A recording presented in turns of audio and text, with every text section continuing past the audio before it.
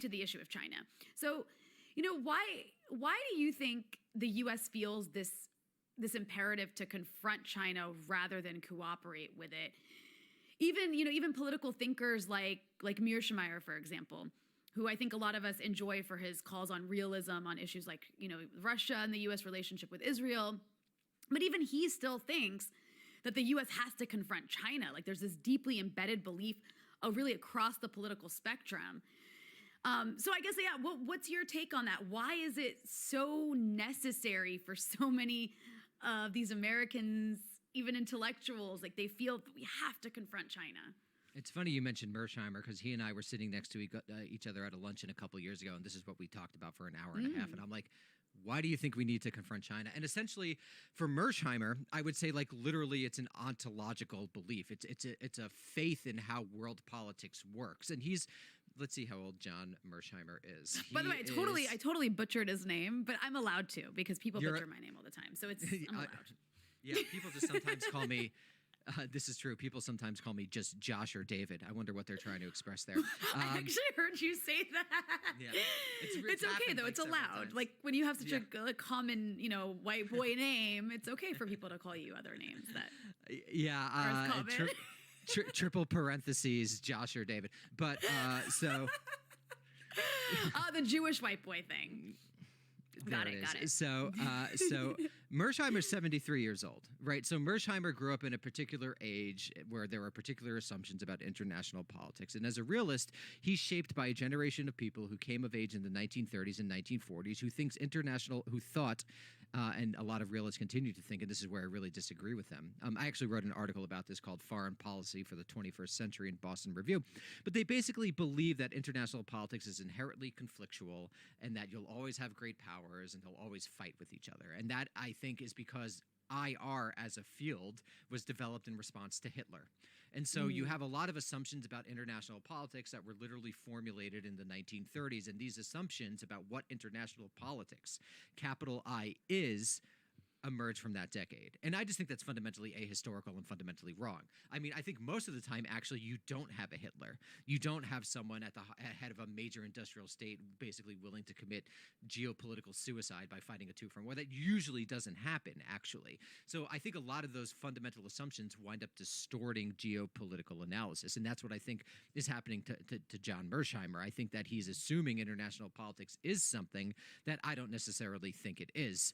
And I think that also relates to U.S. foreign policy. I think a lot of the assumptions about what international politics is are inertial. They're pushed forward by an inertia that was formed in the institutions and ideas that were made during the Cold War. If you think about all the institutions that still make foreign policy, the National Security Council, the CIA, the Department of Defense, these are all Cold War institutions that have embedded within them certain ideas about, again, what international politics is. And so you see it happen over the course of the American century, which Henry Luce, the publisher, declared in the 40s during World War II.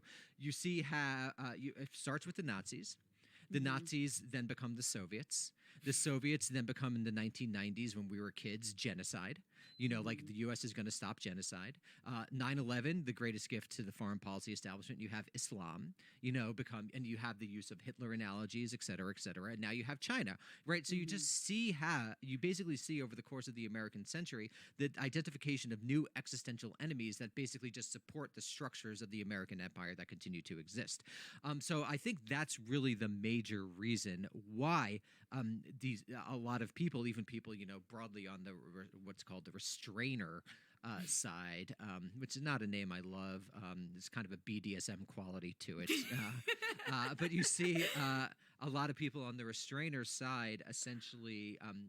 Assuming China is, even if they don't use these words, and even if they'd use more nuance on it, it's equivalent to the Soviet Union and ultimately equivalent to Nazi Germany. It's a great power that has designs on the world.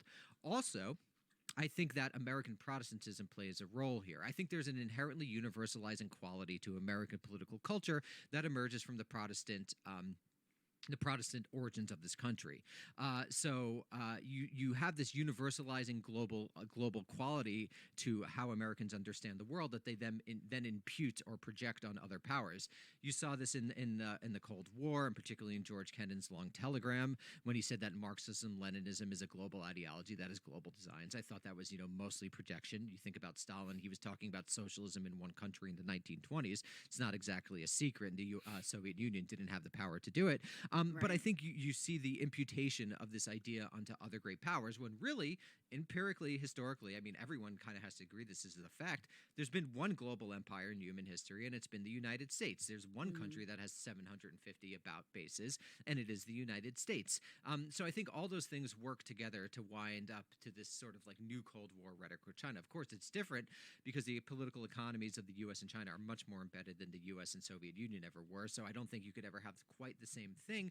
But you could use this as a logic to, re-strengthen the military-industrial complex, re-strengthen the military-intellectual complex, basically forever.